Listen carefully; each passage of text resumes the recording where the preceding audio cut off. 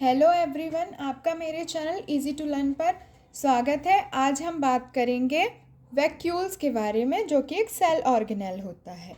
Vacuoles means empty space, मतलब एक vacuoles क्या होते हैं, सेल्स में एक खाली जगह होते हैं जिनके बहुत सारे फंक्शंस होते हैं, जिनके बारे में हम आगे बात करेंगे। सबसे पहले हम बात करेंगे वैक्यूल्स होता क्या है। वैक्यूल्स मतलब खाली जगह, empty space. The vacuole in plant cell are larger than those in the animal cells. इसका मतलब जो प्लांट सेल्स में वैक्यूल्स होते हैं वो बड़े साइज़ के होते हैं, एनिमल सेल्स में छोटे साइज़ के वैक्यूल्स पाए जाते हैं। The plant vacuole occupy more than 80% of the volume of the cell.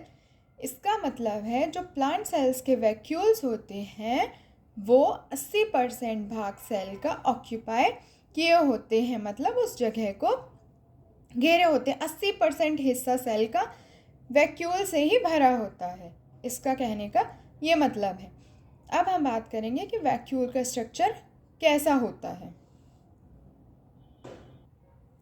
जो वैक्यूल्स होते हैं उनका स्ट्रक्चर कैसा होता है। A vacuole is a membrane bounded structure found in the cytoplasmic matrix of a cell. एक सेल के cytoplasmic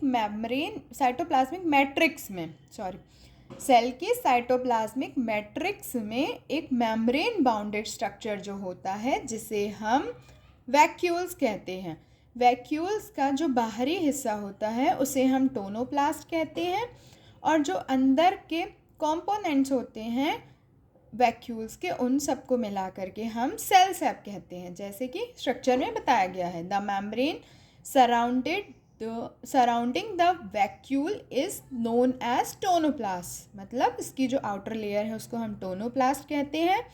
component of the vacuole known as cell sap, मतलब जो इसके कॉम्पोनेंट्स हैं जो इसके अंदर पाए जाएंगे, इन सबको हम क्या कहते हैं, सेल सैप कहते हैं।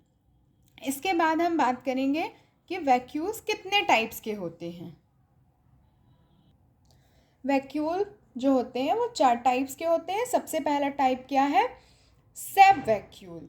सैप वैक्यूल्स का काम क्या होता है और ये कहाँ पर प्रेजेंट होते हैं, प्रेजेंट इन प्लांट सेल्स। जो सैप वैक्यूल्स हैं वो प्लांट सेल्स में प्रेजेंट होते हैं और इनका मेन फंक्शन क्या होता है, store and concentrate mineral salt as well as nutrient. जो सैप वैक्यूल्स होते हैं इनका सबसे मेन फंक्शन क्या होता है, ये एक स्टोरेज यूनिट की तरह काम करते हैं। सॉल्ट, मिनरल्स, इन सबको स्टोर करने का काम करते हैं। इसके बाद हम बात करेंगे कॉन्ट्रैक्टाइल वैक्यूल।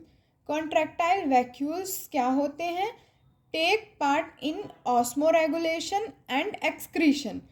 मतलब ये किस में हेल्पफुल होते हैं, ऑस्मोरेगुलेशन प्रोसेस और एक्सक्रीशन प्रोसेस।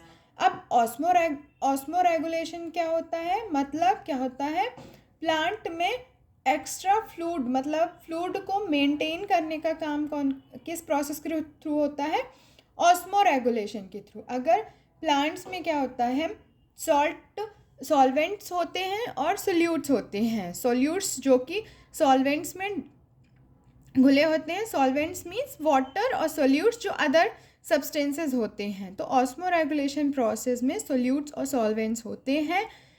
सॉल्वेंट्स जो होता है वो वाटर होता है, तो जब क्या होता है सेल में एक्स्ट्रा वाटर हो जाता है, इट मीन्स ऑस्मोरेगुलेशन प्रोसेस क्या होती है, जब सेल में एक्स्ट्रा वाटर हो जाता है तो ये जो वैक्यूल्स होते हैं, कॉन्ट्रैक्टाइल वैक्यूल्स होते हैं, ये एक्स्ट्रा वाटर को हमारी सेल से बाहर करने का काम करते हैं।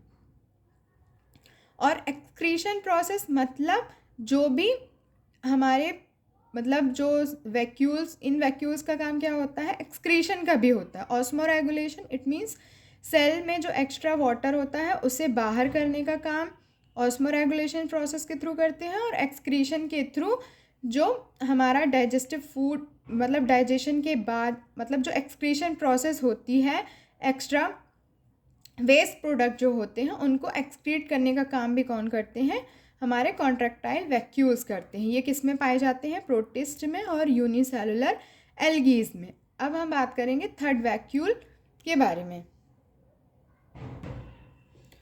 थर्ड वैक्यूल है फूड वैक्यूल। फूड वैक्यूल जो होता है वो कंटेन क्या करता है, डाइजेस्टिव एंजाइम, जो कि हमारे न्यूट्रिएंट को डाइजेस्ट करने में हेल्प करते हैं। It contain digestive enzyme with the help of which nutrient are digestive. मतलब जो फूड वैक्यूल्स होते हैं वो डाइजेस्टिव एंजाइम्स को कंटेन करते हैं, जो कि हमारे न्यूट्रिएंट को डाइजेस्ट करने में हेल्पफुल होते हैं। ये प्रेजेंट होते हैं प्लांट सेल्स में, फंजाई में और एनिमल सेल्स में। इसके बाद हम बात करेंगे फोर्थ और लास्ट वैक्यूल, एयर वैक्यूल्स के बारे में। जो एयर वैक्यूल्स होते हैं उनका काम क्या होता है, help in buoyancy, protect the cell from radiation, store metabolic gases. तो जो एयर वैक्यूल्स होते हैं वो हमारी बियोंसी प्रोसेस में हेल्प करते हैं। बियोंसी मीन्स सेल को फ्लूइड कंडीशन में मेंटेन करने का काम बियोंसी प्रोसेस कहलाती है। और ये क्या करते हैं, हमारी सेल को रेडिएशन से भी प्रोटेक्ट करते हैं और ये मेटाबॉलिक गैसेस को भी स्टोर करने का काम किनका होता है, एयर वैक्यूल का होता है। अब हम आगे बात करेंगे कि हमारे जो वैक्यूल्स हैं, जो एक लार्जर सेल ऑर्गेनेल्स है, इसका फंक्शन क्या होता है, ये हमारी सेल्स के लिए इम्पॉर्टेंट क्यों होते हैं। जो वैक्यूल होते हैं, a vacuole store salt, minerals, pigments and protein within the cell. A large number of lipids are also stored within the vacuoles। जो हमारे वैक्यूल्स होते हैं, सबसे मेन इम्पॉर्टेंट काम वैक्यूल्स का क्या होता है, ये एक स्टोरेज यूनिट्स की तरह काम करते हैं। इनके अंदर salt, mineral, pigments, protein, lipids, ये सब कुछ ये स्टोर करने का काम करते हैं। ये एक स्टोरेज यूनिट की तरह हमारी सेल के लिए काम करते हैं।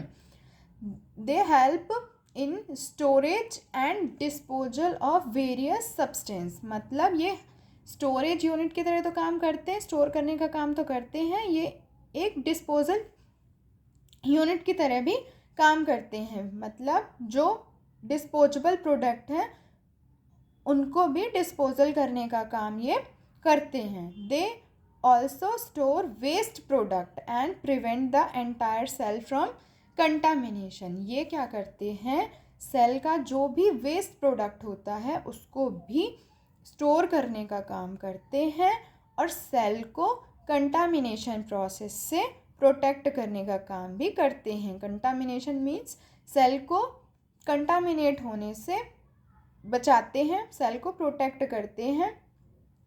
कंटामिनेशन मतलब सेल को बैक्टीरिया वायरसेस, जो हार्मफुल बैक्टीरिया वायरसेस हैं, उससे प्रोटेक्ट करने का काम करते हैं। कौन, वैक्यूल।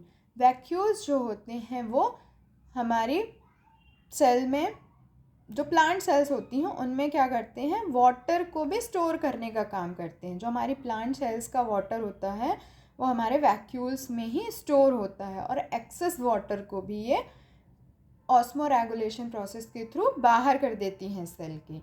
इस तरह से जो वैक्यूल होता है एक लार्जर सेल ऑर्गेनेल्स है जो कि हमारी सेल के लिए बहुत इम्पॉर्टेंट होता है।